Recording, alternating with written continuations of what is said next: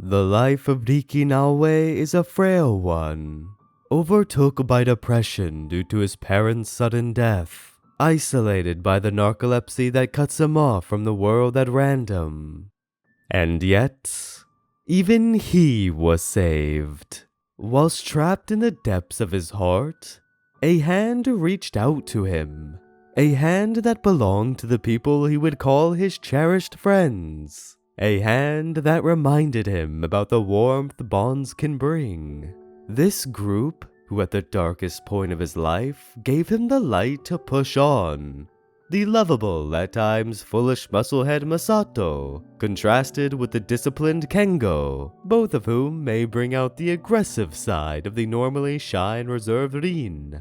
And all of them brought together by Kyosuke, the one they all look up to, the eccentric creative leader whose maturity does not belie the childish spirit seen within his eyes that burns with the flame of passion for the fun in life.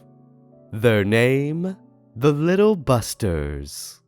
Their friendship has carried strong well into their high school years, continuing their antics which have made them quite infamous at their school, from starting fights with absurd rules to bizarre ways to beat the bell. This, without a doubt, is the highlight of their youth. However, with all these fun times in the now, are not numb to the discomfort ticking away in the back of their minds.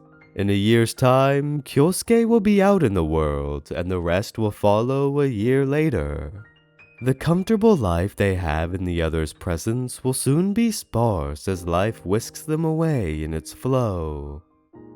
In times like these, it's important to ask, what defines adolescence? Those cherished days of youthful exuberance and freedoms that will become bygone.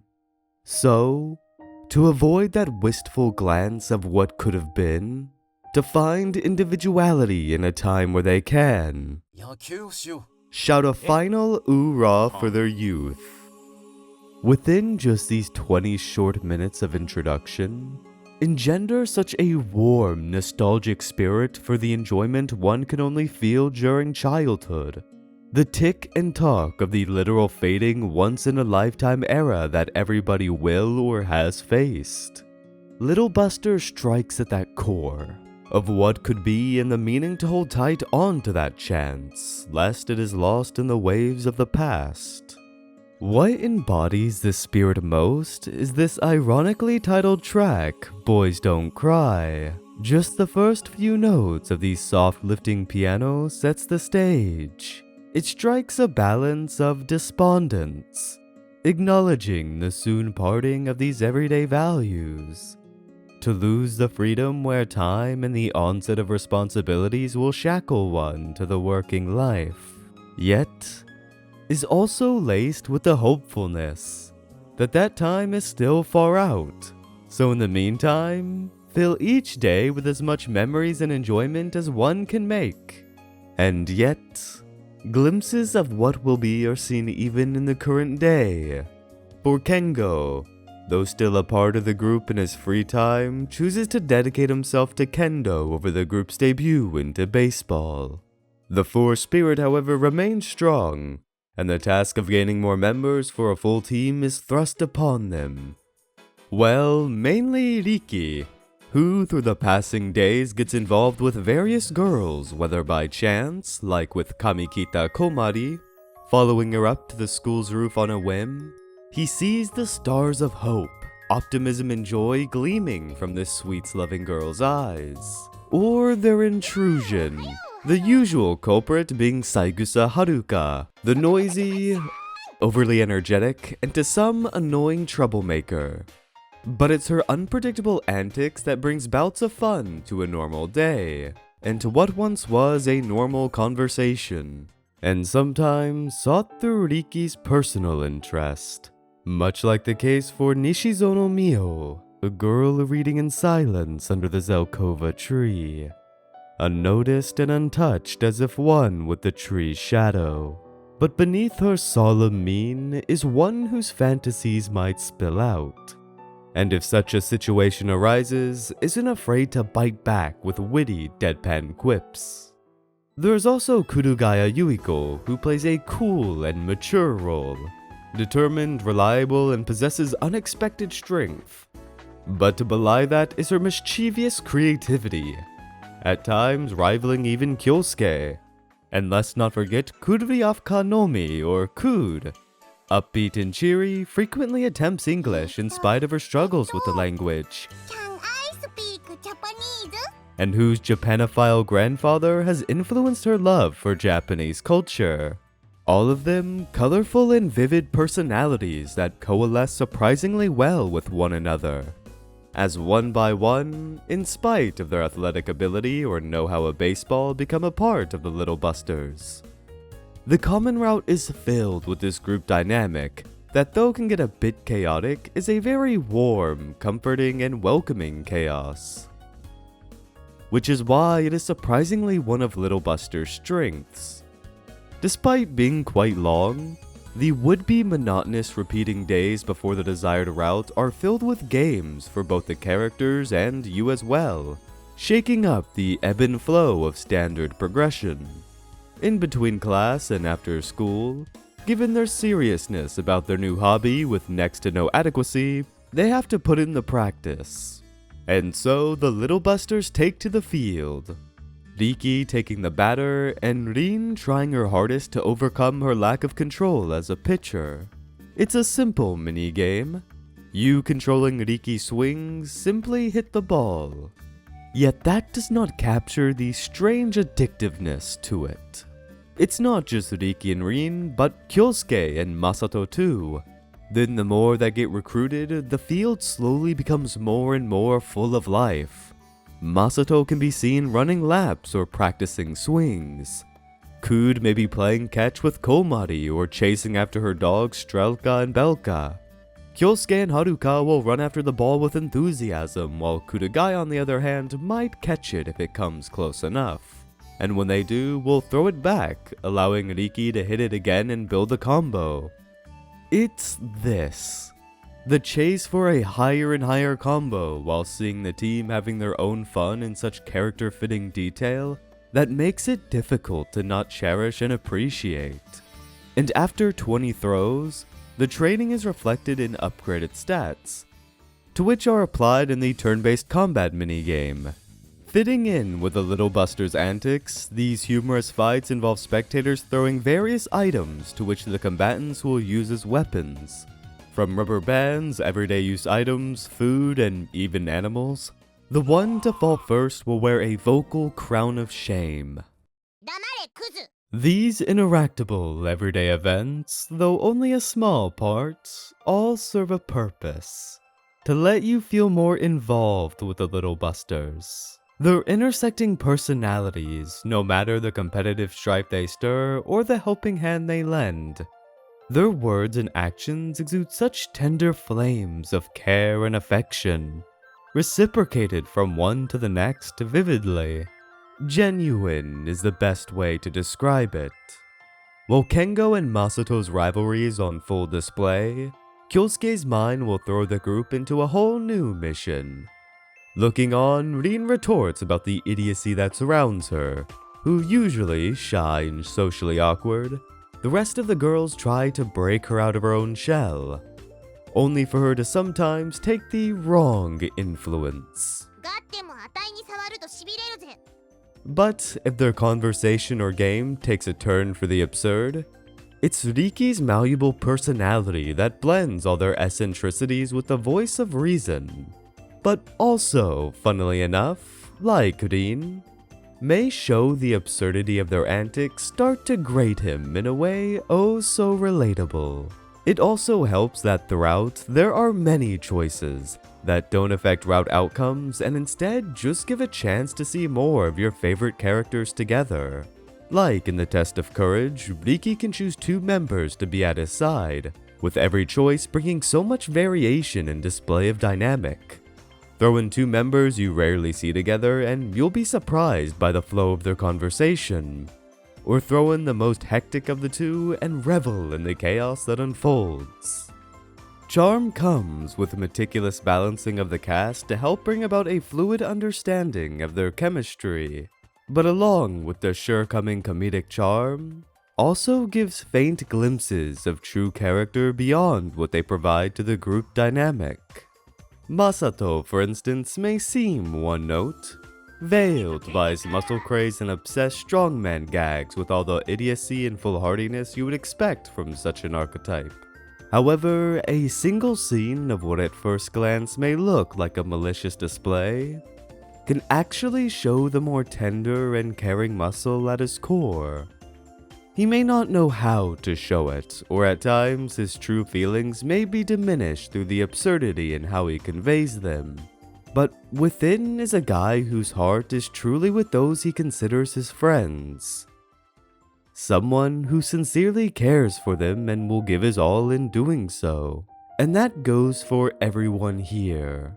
While the Little Busters embrace their over-the-top animated style of characterization, it's the subtlety in their words, body language, and actions that are far more pronounced, giving way to rather full and compelling emotional beats found within just this humble common path.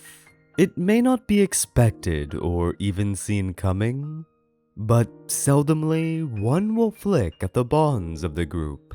And in spite of his prosaic self-view, Riki comes to see his place among them slightly better, that together, they sound a melodic resonance, rung throughout this foundation of them reveling in the enjoyment of baseball, paper sword fights, tests of courage, wacky conversations, and slow, thoughtful moments of reflection that reinforce the anchor of their friendships.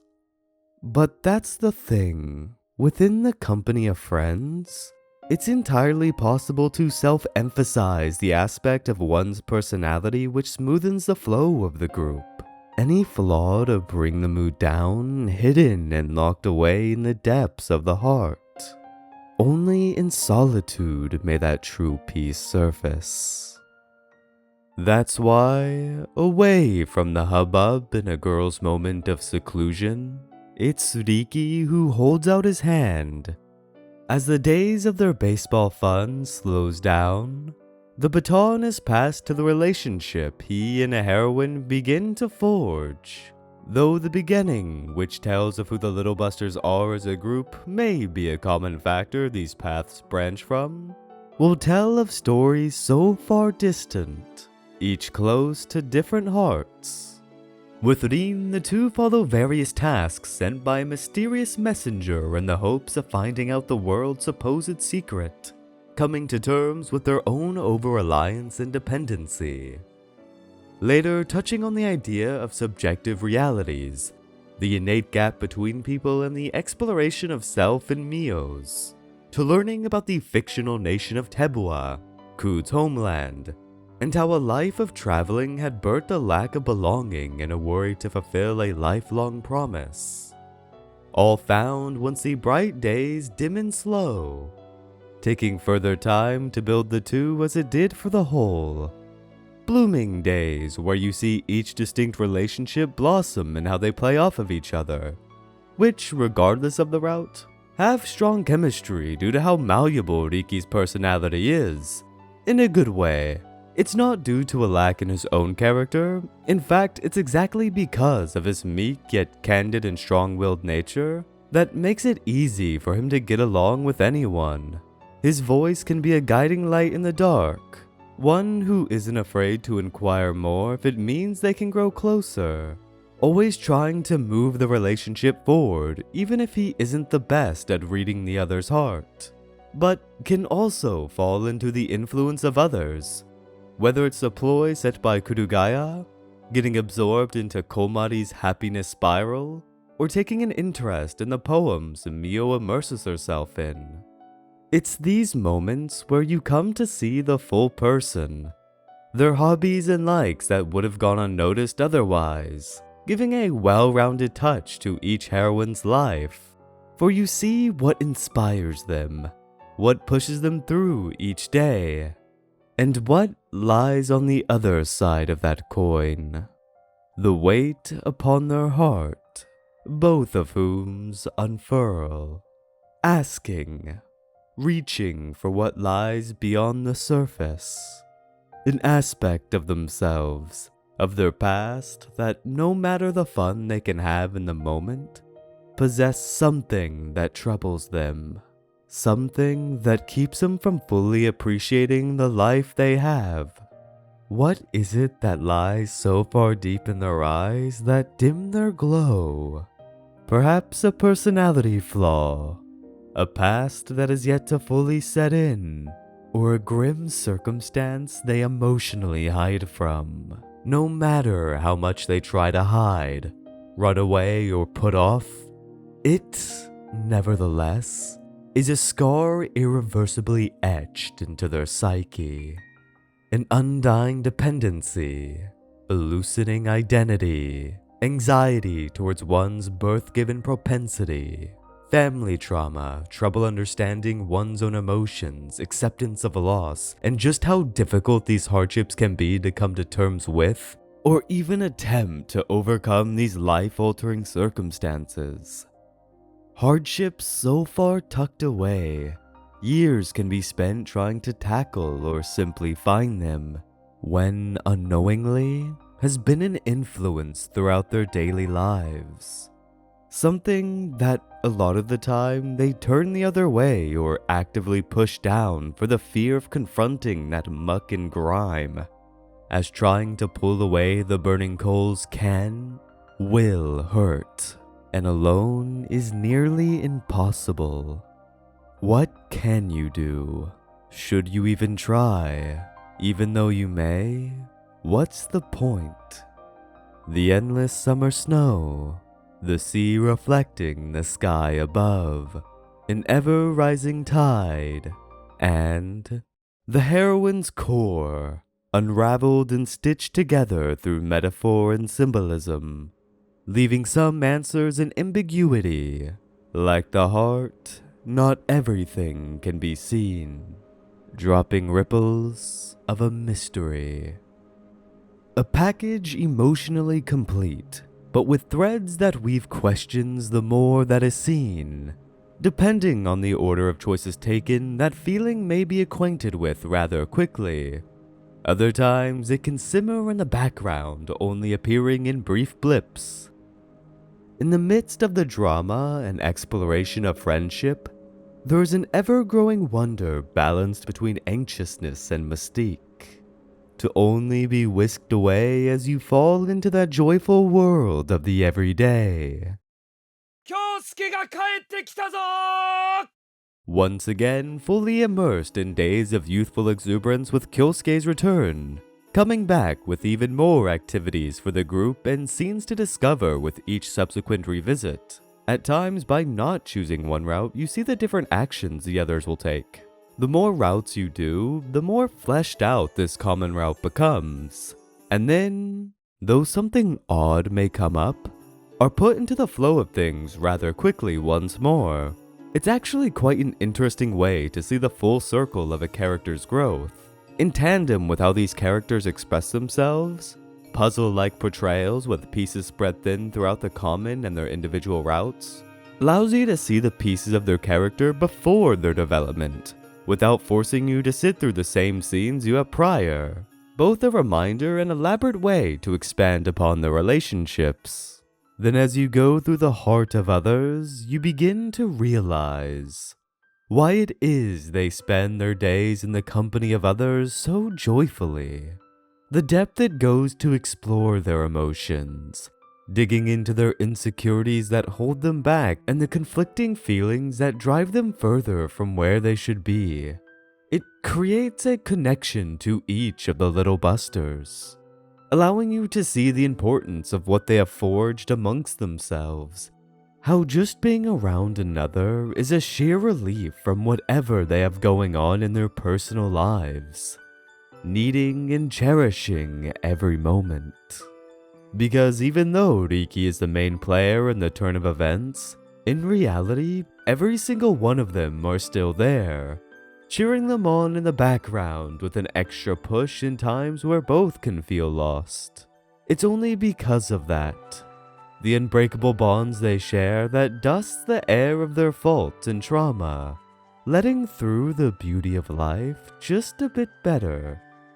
And as Riki is right by their side, also finds value not just in the relationship, but the roadblocks they face together. You could say each route is just as important for the heroine as it is for Riki. The development and lessons they learn are mutual. He can share his experience and values, trying his best to understand even a slight bit of what they're going through in hopes that he can help. But it's always his inexperience holding him back. He isn't always capable of making the right choices, sometimes just as lost as the one suffering. You see, Riki isn't as creative as Kyosuke, strong as Masato in body or Kengo in mind. Aware of this, simply being around such people he sees as incredible burdens him with self-doubt and a tendency to seek their help. But that isn't always an option. There are things he needs to do and learn for himself. And this is where his heart, perseverance, care, and kindness is hard to beat. His role and personality could very well be seen as a weak link, and that's the point. Understandably so, Riki has yet to fully overcome the hurdle that has been his parents' death. But thanks to the Little Busters, has learned how to cope with it, to not get dragged down to the point where life holds no meaning. And so, wanting to share that experience, that no matter how hard life can be, you can get pulled out of that darkness, extends his own hand to shower them in the light he was given all those years ago. But it's not just him, the knight who saves the princess. Riki himself has just as much to learn from them, lessons he has yet to realize that he desperately needs. Through his experiences, we come to understand that all of us in some way bear an immature part, and that immaturity isn't wholly negative. There are immature aspects that can in fact be loved. I mean, look at Kyosuke. He's a fun-obsessed guy that in moments of enjoyment wears his emotions plainly on his face. Even when reading manga in public, isn't afraid to show what his readings evoke. No doubt, there will be some who see this as childish. But it is one of the many reasons why Kyosuke is so beloved. Who can also back it up with the more universally received standard of maturity. Charisma, effective leadership, and creativity that can bring people together for fun they didn't think possible in a time where looking towards the future is most of one's present. All the while knowing when and how to take hold of serious matters, able to dish out even bitter truths through his understanding of the people around him. There is also Masato, who may not be the brightest, but is one of the most reliable people to have by your side, living his life in bliss without care to what others may think, and without regrets. Immaturity isn't retaining one's childish desire for fun. Instead, keeping one's poor qualities that hold back not only themselves, but the others around them. What defines the being immature is the journey of the Little Busters, of Kurugaya, externally outgoing but internally reserved, wanting to affirm the one thing that has been out of her reach, of Mio, who self-teeters between the sea and sky, troubled with the distance between them, of Haruka in search of a way to ease her heart, of Kud in the face of ever-rising decisions and forthcoming regrets, of Komari to find the star that will forever keep her eyes lit, of Rin against the struggles that keep her behind the backs of others, and of Riki, unsure of his path without the hands that guide him. All of them fighting their internal battles unbeknownst to the people around. Battles that may not be fully understood unless one knows that same pain. But it's the duty, the pleasure of friends who can still lend a hand regardless. The thing is, even if this is one they have to fight alone, aren't without support.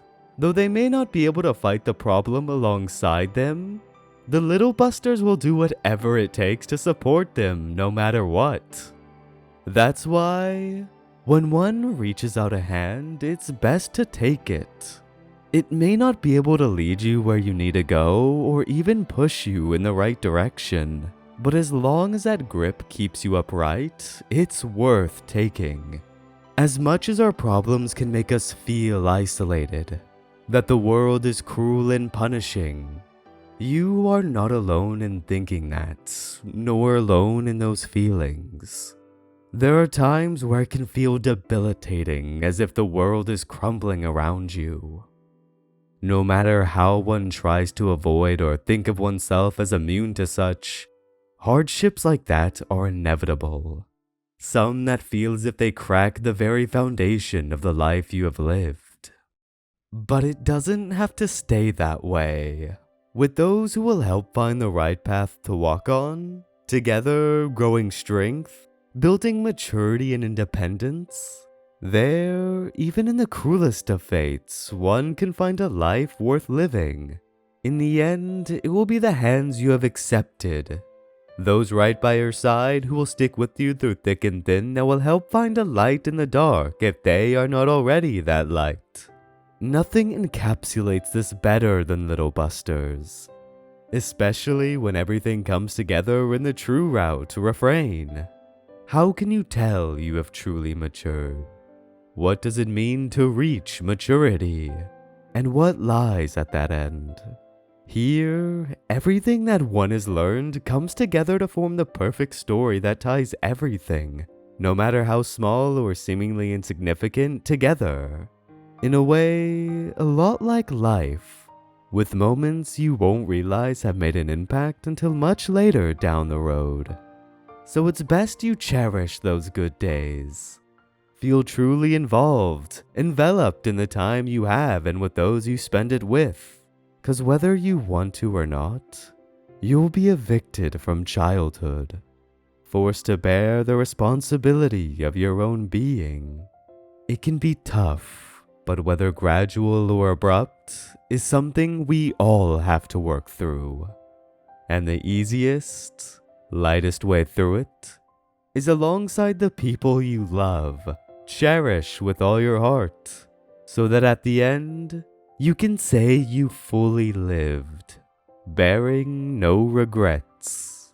That is what the story of the Little Busters hopes to teach, and does so brilliantly, in the hope that others can feel that radiant ripple. Thank you all very much for watching. I hope you enjoyed.